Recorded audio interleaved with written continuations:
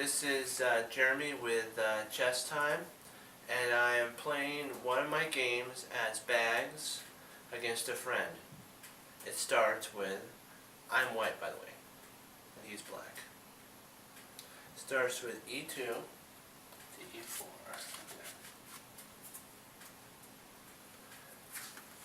Plays C7 to C5. I play knight G1 to G3. The reason I do that, I'm attacking the center. The center is an important spot, remember that. He plays D6. He's playing called the classical Sicilian defense. It's when you bring out all these pawns, then you bring your knight to C7, or you can bring it to either D7, or B6. The reason is C6. The reason is he can now control the center, and he also has pawns on the flank. He's controlling this spot. So if I play D2 to D4, he can take. But we'll see what happens. Okay, I move bishop F1 to C4. He moves knight to C6. He's like I said, he's bringing his knight out. He's protecting this spot, the D4 spot with his knight. And I do go into the classical Sicilian, which is knight. You got to do E4 first, and then he plays D6, and then I play my knight, and then he plays his C5 pawn, and then I play my bishop out. He plays his knight, then I play my pawn, and he'll trade here. Watch, see. See, he just did. Okay. Which I thought he would. Then I trade back with my knight.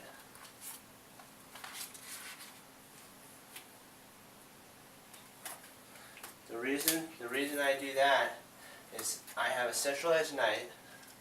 8 spots it's attacking. It's attacking his knight at C6, and it's attacking all these spots around here. So. And the reason he can't take mine is I would take with the queen. And then when I take with the queen, I'd actually have a more powerful piece positioned. Because the queen, when she's in the center, she's just incredible. So he knows that. So he plays his he plays G3 to G6, G to F6. Then I play. Like the classical Sicilian, I play from B1 to C3, protecting my E4 pawn. And he plays G6. He's getting ready to fianchetto his bishop. A fianchettoed bishop is when you move it to G7, or if you're white, you move it to G2, or you can fianchetto on the queen side. That's the king side. The queen side is B7. You move your bishop to B7. On the white side, it'd be B2. The reason you do that is the queen has, if you can see, has a greater scope of an attack. The bishop can slice in there, slice down the dark diagonal. And then if this one moves and he fianchettos, he can slice down the light diagonal. So we'll see what he does. So what I do, I bring my bishop up to G5. The reason I do that is because if he moves his pawn like up, or just right here, from E7 to E6, I have a pin on his queen. That's the reason I do that. And I could trade any time. Remember, the threat is more powerful sometimes than actually taking the piece. And he does fianchetto his bishop.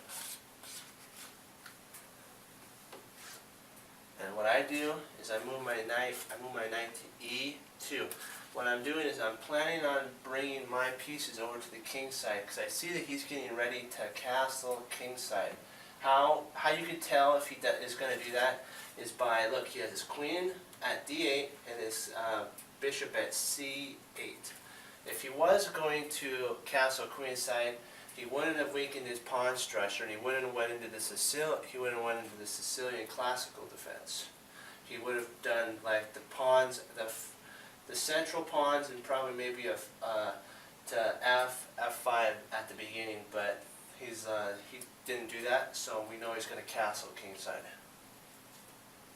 And he does a defensive move, A6. The reason he does that is he knows that if he doesn't play that, I can jump my knight into B5 and then threaten a check right there. I can bring my queen out, protect that spot right there, and check his king and his rook at A8.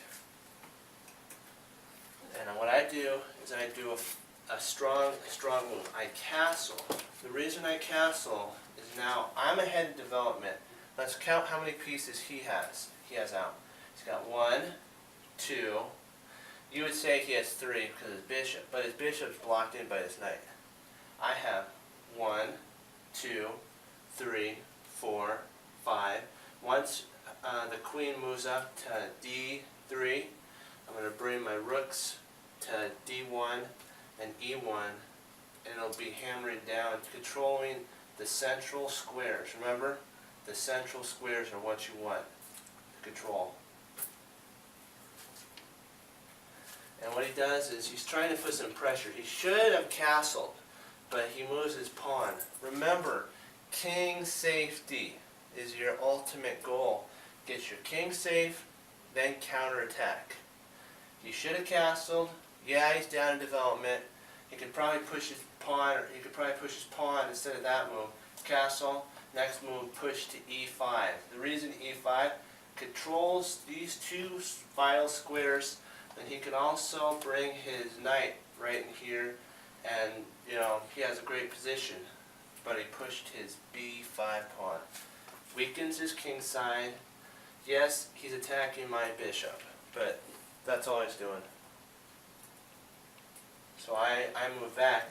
I'm not getting off of this diagonal, because if he castles, I have him pinned. His F7 pin is pinned to his king at G8 if he castles. So what he does is he's chasing my bishop. Let's look at the board once again. How many pieces do I have out still? I have all my pieces out. 1, 2, 3, 4, 5. How many does he have? 1, 2. And he's moved his pawns. He's wasted 2 moves.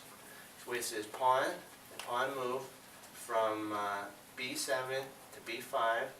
He also wasted a move with his knight. True, he'll be able to take my bishop, but if he does, I can play A takes B3, and then I open my A1 rook comes alive. So what I do is I figure that I shouldn't have done this. I probably shouldn't have, but when you're under time and time pressure, you sometimes have to take to relieve the pressure, and this opens up lines so that his bishop's going to come out. I can bring my knight here or my knight there, and I can attack pretty soon. But I probably should not have. I should have left the bishop here and his knight because it wasn't really doing anything. But you'll see later on why I do that. Okay, he does trade.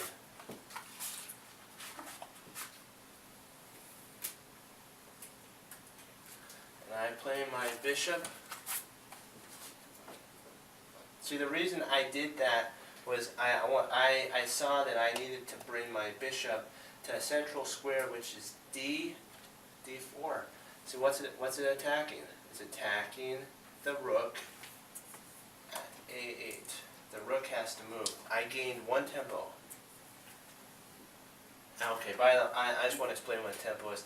Tempo is that you get one move. He has to move his piece, and you get a free move. It's called a tempo in chess. Then he moves to b8. I push my pawn to a3. I want to remove, the reason I did this, I'm getting ready to push my b pawn to b4 and push him out. And if you see, he only has one spot to go to, which is the b7 square, which totally takes him out of the game, his knight. So what he does is he tries to trade my bishop with his bishop. I do trade. The reason is he takes with his knight, but if we notice, how many pieces does he have centralized on the board? 1. How many pieces do I have? 1, 2, 3, and sometimes you can count the pawn. 4. How many does he have again? 1. I was able to take the majority of his pieces that could help. See, bishops are great in open lines, but knights are great in closed positions. And this is an open move. And he has one bishop. If I can get this bishop off, it'll be a pretty easy finish for him. Now I'm making the attempt to. I moved my pawn to f4. The reason is I'm going to plan probably to move up here. We'll see. He moves his knight, trying to centralize it. That's a good move. And I get ready. I move my knight from e2 to g3. Reason is I'm preparing for an attack of my f-pawn moving up. So when he trades, I'll have 2 against 1 attackers. What he does is not a very good move.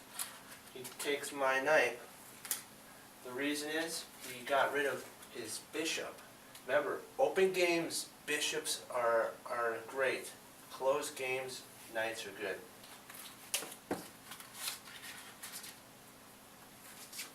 See, but he thinks to himself, he doubled my pawns. He's going to bring his rook over to c8 and take this pawn. We'll see what happens. He castles.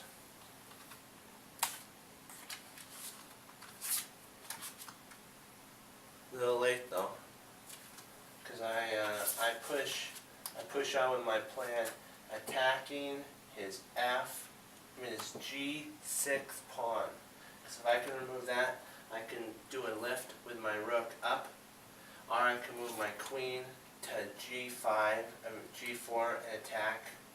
Or if he moves, I can even move my knight back down and start pushing my pawns, storming with my pawns. So he's in trouble right now.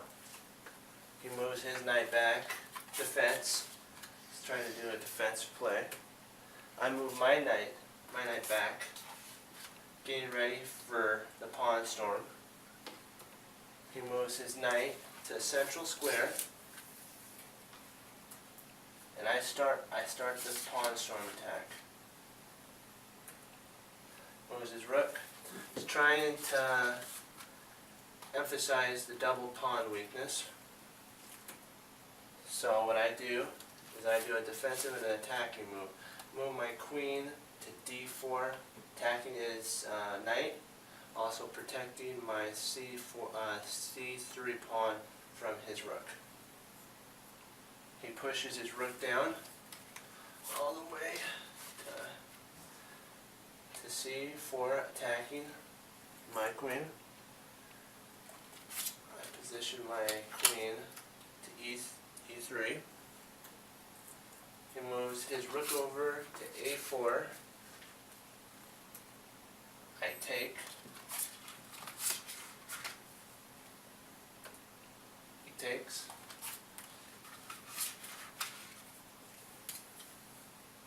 And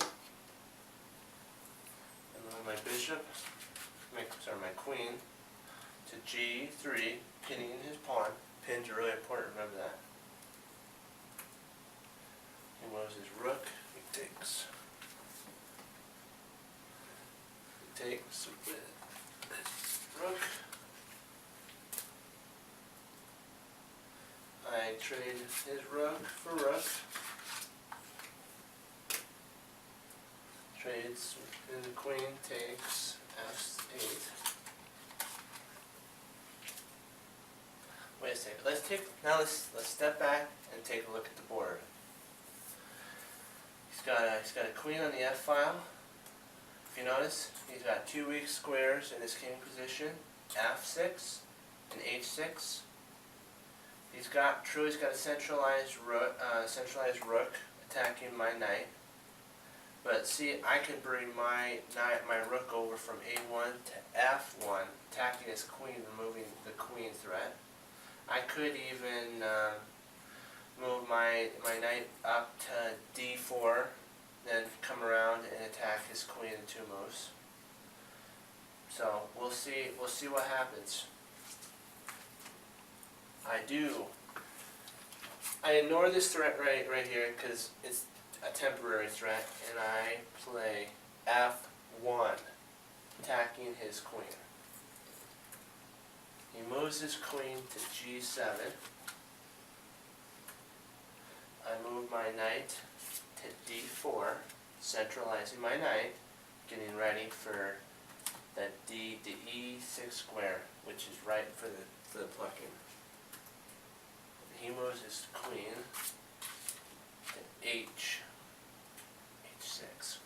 The reason is he thinks he's going to try to double up, or maybe even come here, sacrifice. Let's see. But I overlook that and I say, I want the e6. The e6 square attacks here, and I could later, I'm threatening checkmate with f8 with my rook. He plays check with his queen. I take his queen. That was a very bad move that he did, because I'm still threatening checkmate. He takes. He doesn't see the checkmate. He doesn't. You gotta look at the position. You gotta look. Why is my knight there? You gotta ask that question. Why is the knight there? He didn't ask that question. He moved his queen. He did a blunder. It costed him the game. And we'll see. And the game is over. f1 to f8. Checkmate. And that is my game online. Bag.